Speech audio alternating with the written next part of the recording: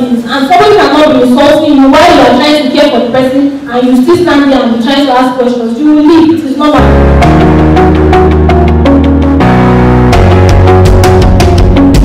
Hello everyone and welcome back to our YouTube channel. Today is actually Tuesday, 11th of May, as during Nurses Week.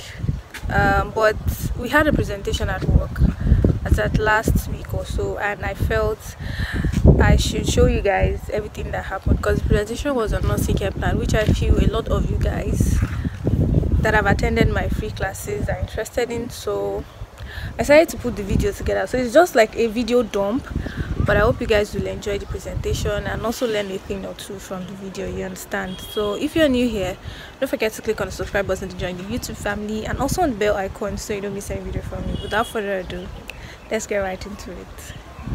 So the presentation actually took me about 3 to 4 hours to prepare. We were told we would have the presentation, I think 3 or 4 days before the final day. Were actually 3 that they told, and I was present on nursing care plan. From preparing for it wasn't really stressful. Personally, you guys know I'm a writer now, so it's just like normal thing for me. And for those of you that want to contact me, don't forget to check my IG page. So I prepared a MS Word and a PowerPoint document, but there was no projector, so don't worry guys, just enjoy the presentation. The objective of this presentation is 1. To describe the nursing care plan. 2. To identify factors limiting the effective use of nursing care plan in Nigerian hospitals. And 3. To discuss the implications of these factors to nursing practice. Now, what is the nursing care plan? Like I said earlier, the nursing care plan is an individualized and comprehensive plan guiding the nursing care for a patient. In other words, nursing care plan for patient A that comes in 8 a.m. would be different from the nursing care plan of patient B that also came into that ward 8 a.m. because they have different needs, they have different things that they need to be that the nurse needs to attend to. The first person may be coming in with pain, and the next person is coming in with seizures. You cannot use the same nursing care plan used for someone that has pain, for someone that has seizure, or for someone that has anxiety. And the symptoms may be combined. Someone can have anxiety, pain, and self-care deficits. Another person is having seizure and risk for infection. So it is something that it is individualized because everybody has different needs and different things that should be done for them. Now, what are the components of the nursing care plan? You have basically the nursing care plan paper varies based on facility policies. You could have some nursing care plan in some hospitals where there is no space for assessment or there is no space for scientific rationale, but basically generally nursing care plan should have a space for assessment, nursing diagnosis, nursing objectives, nursing intervention, scientific rationale, and evaluation. Now, taking the components of nursing care plan one after the other. The part for assessment basically is where you record your data that you are getting from the patient, either the subjective or objective data.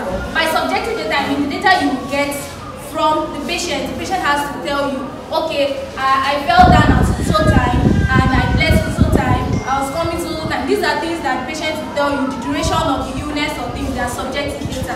But objective data are things that you have to imbibe your professional skills to exert from the patient. For example, vital signs.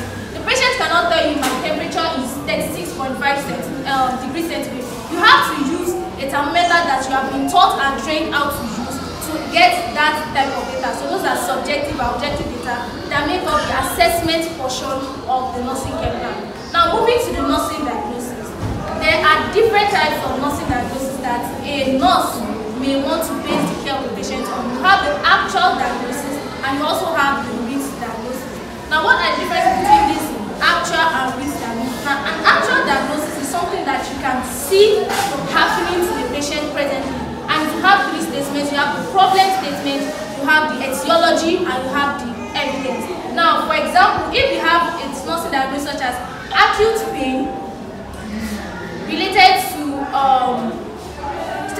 trauma, evidenced by patient verbalization, those are 3 statements. You have the acute pain to be the problem statement. That's the problem you want to solve. The etiology, which is the cause, is the fact that possibly the patient fell or the patient hit the head on the wall or something. And the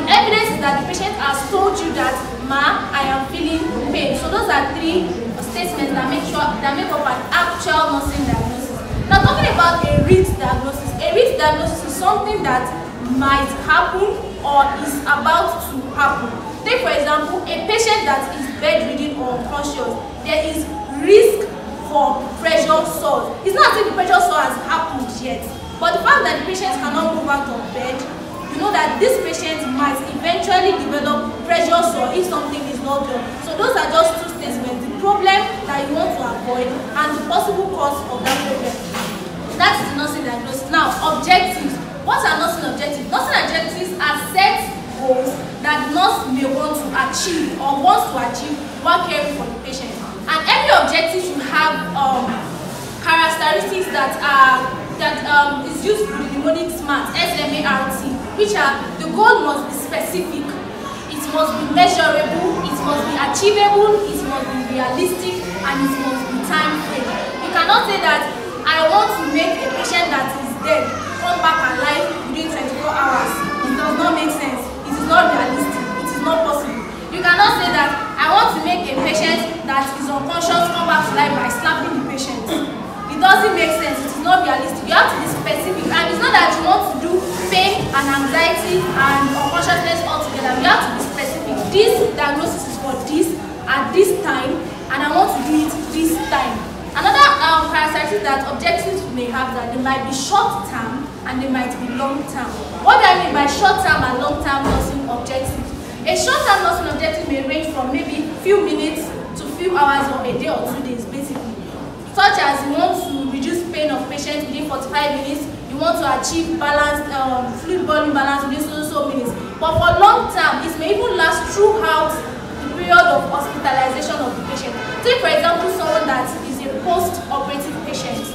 You want to ensure that the patient does not become infected throughout the period of hospitalization. Because if somebody that has just done an operation or a surgery becomes infected, there could be different things that will occur. There could be sepsis. The person may have to be re-operated again. So as a nurse, it is your objective that this patient, till the time that patient will be under my care, under the care of other nurses, till the patient leaves the hospital, there will be no infection.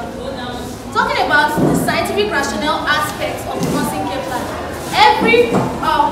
Nursing interventions of the nursing care intervention section of the nursing care plan. These are sometimes called nursing orders, and they are things that you want to do or you are going to do while trying to solve the nursing diagnosis you have earlier stated. Take for example, a patient that has pain. The first thing you want to do, you want to assess the level of pain. Maybe you use your FACES instrument for measuring pain, or the FLACC method of measuring pain, or just use a normal scale of 1 to 10. You want to assess, that is nursing intervention 1. Then you have, okay, I want to position my patient, possibly the person is having chest pain, I want to put the person in maybe semi-Fowler or Fowler's position. That is another nursing intervention. You might want to give psychological support, you might want to give diversional therapy. Those are set nursing interventions that you want to do. And this goes in line with the scientific rationale. Your nursing intervention must have a logical explanation of why you are doing it. You cannot say that somebody that is feeling pain, I want to slap the patient. Are you now saying that slapping the patient would reduce the pain, or will it increase the pain of the patient? You must have a scientific rationale. For example, I said assess patient's level of pain using a scale of 1 to 10. The scientific rationale is that you want to extract or get a baseline data, because after you've done the rest of the nursing intervention, you want to know, okay, the patient said my pain level is like on the scale of 1 to 10 is on scale 8. Definitely you have a baseline data recorded down already, so that after you've done this, no, the thing is we should use FACES, FLACC, but in situations where we have to improvise because of the Nigerian system. Maybe bí ó ṣe ń gbìyànjú báyìí tí bá ní kẹ̀kà láti 1 sí 10 báwo ló ṣe ń ṣe yìí okay mo lè fún ní 8.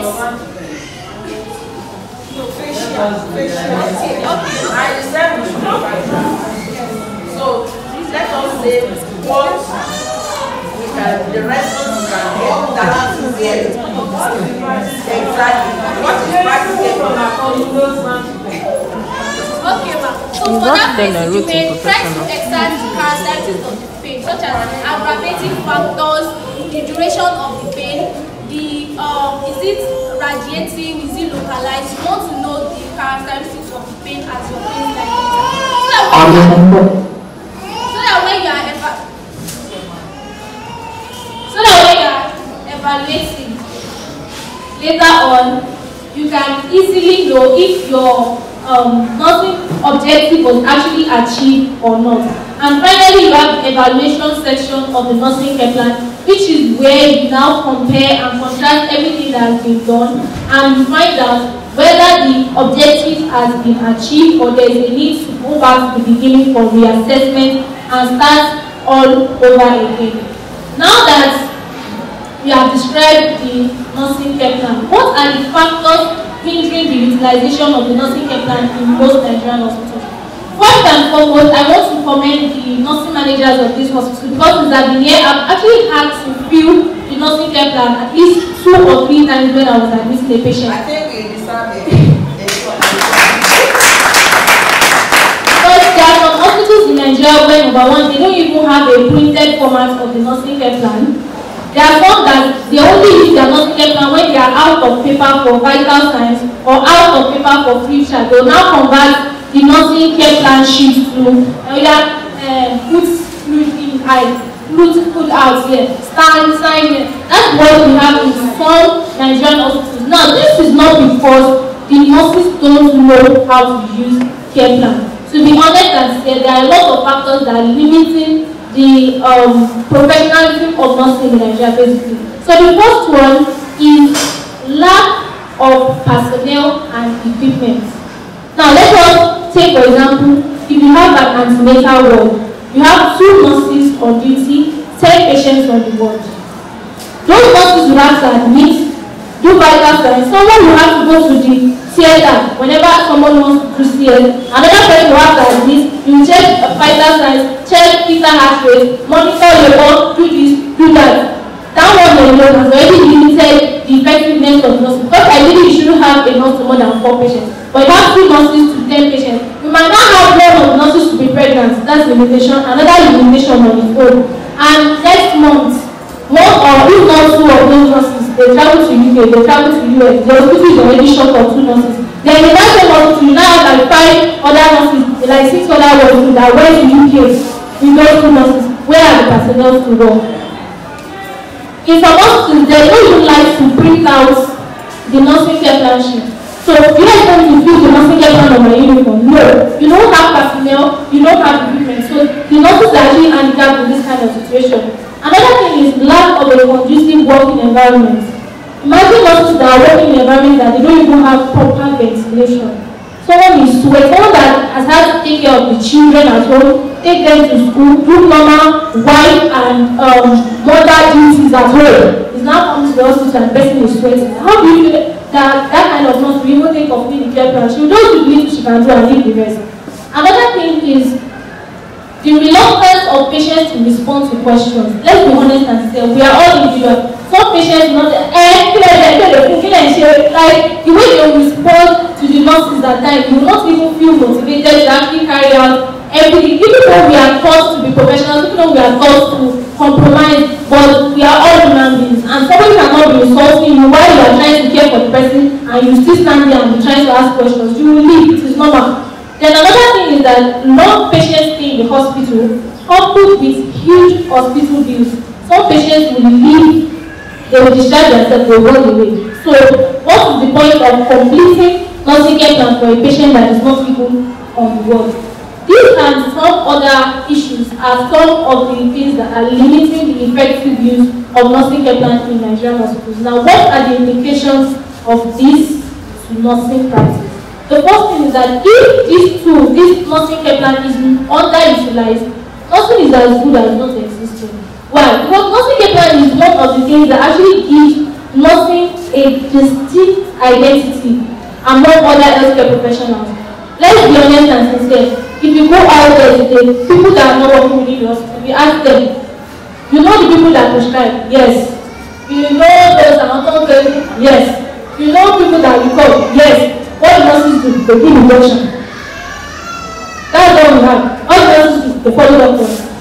They don't even know what we do, and this is what should actually give us a distinct identity from other healthcare professionals. People are like, okay, nurses do assessment, they have their own diagnosis. Sometimes when I mention nursing diagnosis to my mother, I go, and you know, is it not doctors that diagnose? Most of these people are not even aware of the fact that we have our own guide for carrying out our own duties in the hospital, and because of that, it has contributed to the deteriorating image of nursing outside. And another thing is that if this tool is underutilized, it will lead to less job satisfaction among nurses. Imagine if you are an intern, after learning nursing care plan, like with nice candy, learning and learning 9 marks, nursing care plan, you must know it's 9 marks, you have planned, read and everything, now get to the work. Where is nursing care plan? We don't feel it. You know, I want coffee. Why you never say like very mercy of 9? I know you know nothing get now 9 marks. You could do it like this. What is it? So we imagine studying so hard to understand that concept, and then you get to hospital and you find out that the knowledge is a waste. We will feel bad and will not be happy. Another thing that it can result in is poor patient or client outcome. When you have not